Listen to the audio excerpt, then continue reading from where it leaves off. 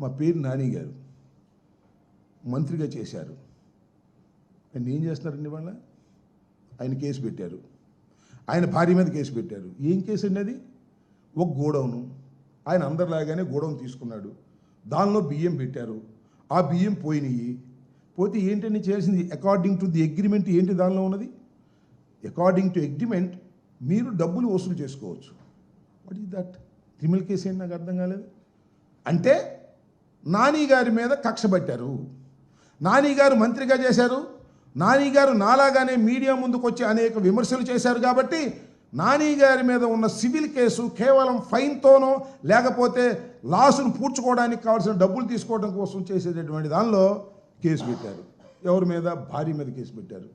భార్య anticipatory bail తెచ్చుకున్నారు, ఆయన మీద కేసు పెట్టారు, ఆయన యాంటిసిపేటరీ బెయిల్ తెచ్చుకున్నారు.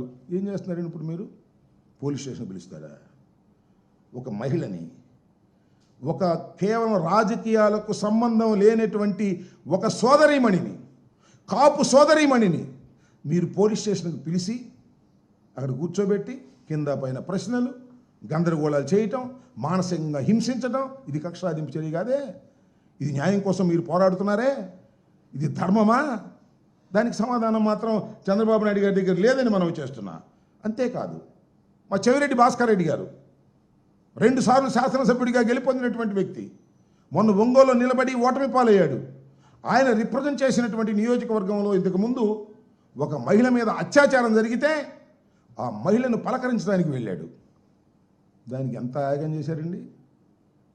ఆ ఏ మహిళ అయితే అత్యాచారానికి గురి అయిందో ఆ మహిళ తండ్రిని పెట్టుకొని ఒక వైట్ పేపర్ మీద సంతకం పెట్టుకున్నారు పోలీసులు.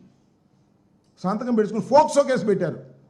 ఒక మైనర్ బాలిక మీద అత్యాచారం జరిగితే నిందితుల మీద పెట్టేటటువంటి కేసులు తీసుకొచ్చి పలకరించడానికి వెళ్ళేటువంటి మా మాజీ శాసనసభ్యుడైనటువంటి మా చెవిరెడ్డి భాస్కర్ రెడ్డి మీద పెట్టి హింసించే కార్యక్రమం చేయలేదా? ఇదేమన్నా కక్షాదింపు చర్య కాదు అని అనగలుగుతారా అని మీరు అంటున్నా. ఇలాంటి మా నాయకుల మీద, ప్రతి వ్యక్తి మీద కేసులు పెట్టి అన్యాయమైన కేసులు, అక్రమమైన కేసులు, చట్టంలో నిలబడినటువంటి కేసులు పెట్టి మీరు వేధిస్తూ మమ్మల్ని భయపెట్టాలని ప్రయత్నం చేస్తున్నారు. మీ కక్ష సాధింపులకు వెరిచేటటువంటి వ్యక్తులం కాదనే విషయాన్ని కూడా మీరు దయచేసి గుర్తుపెట్టుకోమని మనవి చేస్తున్నాం. మీరు ఎన్ని కుట్రలు, ఎన్ని కుతంత్రాలు చేసినా రాటు తేలి ముందుకు వెళ్ళడానికే ప్రయత్నం చేస్తాము తప్ప పారిపోయే ప్రశ్న ఉండదని కూడా ఈ సందర్భంగా మనవి చేస్తున్నా. చివరికి పోలీసు వారు కూడా డివైడ్ చేసి పారేశారు. జగన్మోహన్ రెడ్డి గారి టైంలో పనిచేసినటువంటి పోలీస్ ఆఫీసర్లందరినీ హింసించటం, వారిని హెరాస్ చేయటం, వారికి కావాల్సినటువంటి వారికి మంచి పోస్టింగ్లు ఇవ్వటం, వారి చేత ఏ పనైనా అడ్డగోలుగా చేయించుకునేటటువంటి కార్యక్రమాలు చేస్తున్నటువంటి దారుణాలు ఇవాళ రాష్ట్రంలో కనిపిస్తున్నాయి. చివరికి ఎంత దారుణం అంటే, గన్మెన్లు ఉంటారు కదా, వైఎస్ఆర్ కాంగ్రెస్ పార్టీ అధికారంలో ఉన్నప్పుడు ఎమ్మెల్యేల దగ్గర పనిచేసే గన్మెన్లు ఉంటారు, మినిస్టర్ల దగ్గర పనిచేసే గన్మెన్లు ఉంటారు. వాళ్ళందరికీ కూడా సరైన పోస్టింగ్లు ఇవ్వరు, ఎక్కడో దూరంగా పడేస్తారు.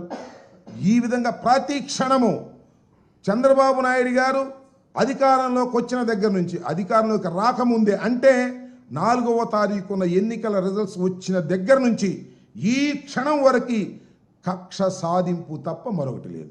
నాకు తెలియకూడతానండి, చాలా పుస్తకాలు చూసాం. ఈ రెడ్ బుక్ ఎక్కడి నుంచి వచ్చింది? కక్ష సాధింపు కాదా ఈ రెడ్ బుక్?